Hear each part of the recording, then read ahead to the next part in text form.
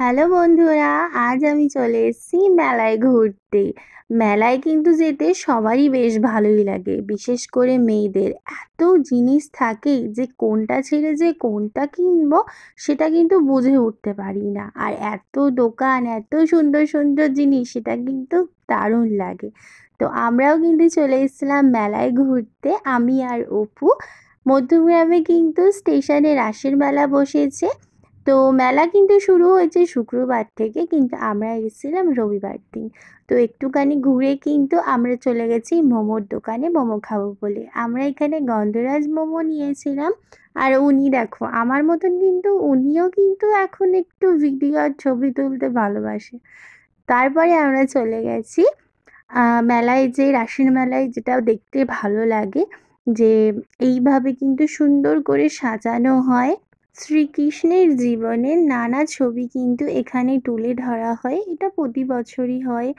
তার নানা অসুরদের দমন, তার কংসবধ সব কিছুই কিন্তু এখানে তুলে ধরা হয়েছে। তার ছোটবেলার স্মৃতি, ননি চুরি করা, বকাসুর বধ সব কিছুই কিন্তু এখানে প্রতি বছরই এইভাবে মূর্তির আকারে প্রকাশ করা হয়। আর এখানে রাধাকৃষ্ণের মূর্তি ছিল, সামনে কিন্তু গোপাল বসে রয়েছে। আর এখানে প্রণামী বক্স ছিল, যে যেমন পারবে সেরকম প্রণামী দেবে। তো এখানে আমিও দিয়েছিলাম, অপু দিয়েছিল। তারপরে রাধাকৃষ্ণকে প্রণাম করে আমরা কিন্তু এগিয়ে যাই। আর এখানে চন্দ্রমিত্রও দেওয়া হচ্ছিল, সেটাও খেয়েছিলাম।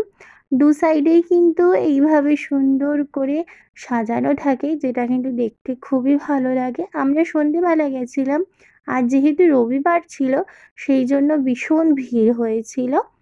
সকালের দিকেও কিন্তু এখানে মেলাটা বসে। আমি একটা কিন্তু সকালের ব্লগও তোমাদের সঙ্গে শেয়ার করেছিলাম গত বছরে, তখন আমি সকালবেলায় গেছিলাম। তো সকালের দিকে আসলে কিন্তু এত দোকান খোলা থাকে না, কিছু কিছু দোকান খোলা থাকে, কিন্তু ভালো করে ঘোরা যায়, ফাঁকা থাকে, এত ভিড় থাকে না। তবে হ্যাঁ, কয়েকটা দোকান খোলা থাকে।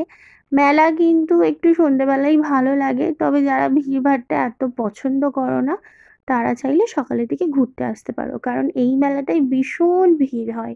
তো তারপরে আমরা চলে গেলাম ভেতর দিকে, কারণ অনেকটাই কিন্তু ভেতর দিকেও এই মেলাটা বসে। তো ওখানে কত সুন্দর সুন্দর নাগরদোলা ছিল, ময়ূরের এটা ছিল। তো এখানে অপু বলছিল চলো উঠি, কিন্তু আমার ভয় লাগে, তো আমি ওই জন্য উঠিনি। বড় নাগরদোলাগুলো আমার খুব ভয় লাগে। আর ও বলছিল যে ও নাকি একবার উঠেছিল, ওর নাকি মাথা ঘুরেছিল, মাথা ঘুরছিল। তো আমার ঠিক ভালো লাগে না, খুব ভয় ভয় লাগে। তো সেই জন্য মেলায় ঘুরতে আসলেও কেনাকাটা করি, খাওয়া দাওয়া করি।